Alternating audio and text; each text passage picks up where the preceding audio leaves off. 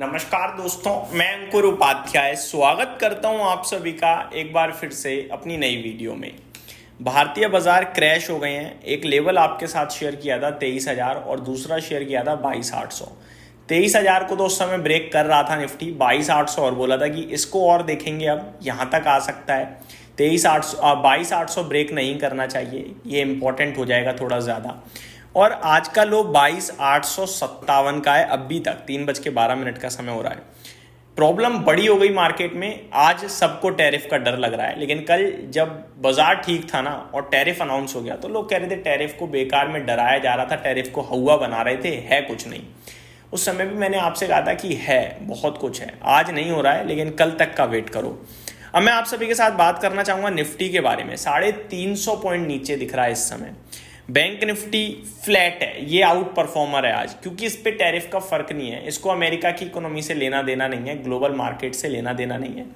Sensex 1.25% नीचे है, problem portfolio में है। 3.5% स्मॉल कैप इंडेक्स नीचे है और मिड कैप में भी 3% की गिरावट दिख रही है। 370 शेयर्स पॉजिटिव हैं, 2127 शेयर्स नेगेटिव ट्रेड करते हुए दिख रहे हैं। मेटल, फार्मा, एनर्जी क्रैश हो गए हैं। निफ्टी फाइनेंशियल सर्विसेज एकमात्र सेक्टर है जो फ्लैट टू पॉजिटिव है। एफएमसीजी सेक्टर है जो बिल्कुल फ्लैट है और बैंक निफ्टी है जो गिरा नहीं है। बाकी सबकी बैंड बज गई है आज। मेटल तो 6.5% क्रैश हो गया, index crash. Pharma 4% crash, energy sector 3.25%, IT 3.5%, real estate 3.5%, mid cap select 3%, Nifty media 2.8%, auto 2.6%, PSU banking index 2.25%। Top gainer की बात करें तो rainbow children, Emami, Marico, Indigo और जेएसडब्ल्यू होल्डिंग, यानी एफएमसीजी होल्डिंग कंपनियां या फिर इंडियन ड्रिवन कंपनीज जिनका बिजनेस इंडिया से रिलेटेड है। और एफएमसीजी तो इंडिया से ही चलता है। यही मैंने आपके साथ पहले भी कहा था कि एफएमसीजी में मौके तलाश सकेंगे हम बैंकिंग फाइनेंशियल्स पे ध्यान रखेंगे। और फार्मा, ऑटो, आईटी और कुछ टेक्सटाइल कंपनी से सावधानी बरतेंगे। आईटी की तो बहुत बुरी धज्जियां उड़ी हैं बीते 2 दिनों में। फार्मा कल ऊपर चला गया क्योंकि टैरिफ को लेकर ट्रम्प साहब ने कहा कि फार्मा पे अलग तक अभी टैरिफ नहीं आएगा, तो खुश हो गया फार्मा कल। बट ट्रम्प साहब हैं वो लगाएंगे भैया, हमें पता था, यही डिस्कस किया कल। आज खबर आती है कि फार्मा पे एक अलग तरीके से टैरिफ आएगा, तो फार्मा क्रैश हो गया। अब आगे क्या करना है दोस्तों? आई थिंक जितनी गिरावट होनी थी हो गई है। अब यहां से निवेशकों को नहीं डरना चाहिए।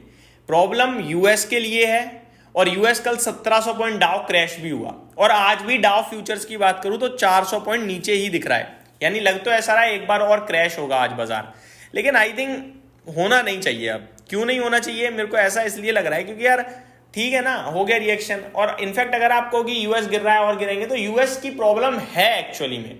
उनकी इकोनॉमी डगमगा गई है इस समय, हिल गया है सब कुछ, सब रीस्ट्रक्चर हो रहा है। मान के चलो एक बिल्डिंग थी उसे तोड़ दी, दोबारा खड़ी कर रहे हैं तो टाइम लगेगा। दोबारा सब कुछ मैनेज हो रहा है, टाइम लगेगा। इंडिया में नहीं है दिक्कत। देखो इंडिया में 2 फायदे बताता हूं आपको। पहला, इंडियन इकोनॉमी बहुत स्ट्रांग हो रही है एज कंपेयर टू अदर। दूसरा, जो टैरिफ प्रॉब्लम आई है ना, वो ऐसी आई है कि बाकियों के लिए ज्यादा, हमारे लिए कम। तो हमारे लिए तो और बिजनेस अपॉर्चुनिटीज आ रही हैं। तो ये जो हम गिरे हैं ना, ये ग्लोबल जो गिरा है उस पर हल्का रिएक्शन हमने भी दे दिया, इससे ज्यादा कुछ नहीं है। मान के चलो आपके अड़ोसी पड़ोसी घर हैं, आपकी बिजली कटी, सबकी बिजली कट गई। अब थोड़े दिन बाद, थोड़े समय में आपको पता चलता है कि सबकी बिजली कटी है तो बिजली आया करेगी 5 घंटे बाद, जो आपकी बिजली कटी है वो 3 घंटे में आएगी। तो आपके लिए तो फायदा है क्योंकि आपकी 3 घंटे में आ रही है। समझ रहे हो बात को?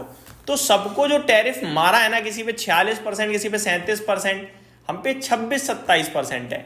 और नेगोशिएशन के लिए बात चलने लगी है भारत सरकार की अमेरिका से। अगर हो गया कुछ तो ये टैरिफ अगर गलती से 10% हो गया तो अपॉर्चुनिटीज और मिल जाएंगी इस टैरिफ में भारत की कंपनीज को बिजनेस बढ़ाने के लिए।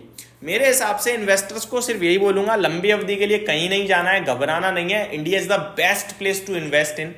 और एफआईआईज को ये बात बहुत जल्दी समझ में आ जाएगी। आपको फंड फ्लोज आते हुए भी दिखने लगेंगे। करंट सिचुएशन में रिटेल खरीद नहीं रहा है, बिल्कुल नहीं खरीदेगा क्योंकि माहौल बहुत खराब हो गया। बट ऐसे समय में बेचना मेरे हिसाब से बिल्कुल दिमाग का काम नहीं है।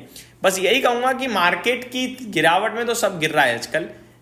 तेजी में बाउंस बैक हो सकता है आईटी फार्म, आईटी, ऑटो में। इनको लेकर अभी आपको थोड़ा सा सावधान रहना है, स्पेशली आईटी को लेकर, क्योंकि आईटी इज मतलब अमेरिका में पूरा बिजनेस है भैया उनका। और अमेरिका की इकोनॉमी प्रॉब्लम में हो, और वो अभी बिल्कुल ठीक होते हुए नहीं दिख रही है। टैरिफ पे नेगोशिएशन आएगा तो भी इकोनॉमी में इतनी जल्दी रिलैक्स नहीं मिलेगा, क्योंकि भैया फेड रेट कट करेगा ही, इन्फ्लेशन ऊपर हो रहा है टैरिफ की वजह से। तो मेरे को लगता है आईटी के लिए भी थोड़ा लंबे समय तक प्रॉब्लम रह सकती है। हो सकता है ऑटो पे टैरिफ से रिलेटेड कुछ रिलीफ आ जाए तो ऑटो सेक्टर भाग जाए। हो सकता है फार्मा पे जो अलग टैरिफ आ रहा है वो उतना प्रॉब्लम दायना बने, तो फिर 10% का अगर टैरिफ आया बेसलाइन वाला तो फार्मा उसे नेगेटिवली नहीं लेगा।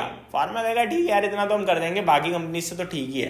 तो मेरे हिसाब से उतनी प्रॉब्लम नहीं होगी, बट प्रॉब्लम तब हो सकती है जब कुछ बड़ा हो, नेगोशिएशन में नेगोशिएशन ना आए, बाकी की कंट्रीज नेगोशिएट करके अपना टैरिफ कम कर लें, तो हमारे लिए दिक्कत होगी। अभी तो हम फ्रंट फुट पे खेल रहे हैं और हमारे लिए चीजें ज्यादा दिक्कतदायक नहीं है। बस इतना ही कहना चाहूंगा। आज की गिरावट ब्लैक फ्राइडे साबित हो गया। आई थिंक गिरावट कंप्लीट है। 22,800 का सपोर्ट देख रहा हूं मैं। टूटेगा तो फिर देखते हैं क्या होता है, चांसेस जरूर है, लेकिन अब ये 1-2 दिन और ज्यादा से ज्यादा रिएक्शन है, फिर एक उछाल अमेरिका में और फिर भारत का बाजार भी उसे फॉलो करेगा। यही समाप्त करता हूं इस वीडियो को। उम्मीद करता हूं डिटेल्स पसंद आई होंगी। Thank you so much for watching this video. Have a great day guys.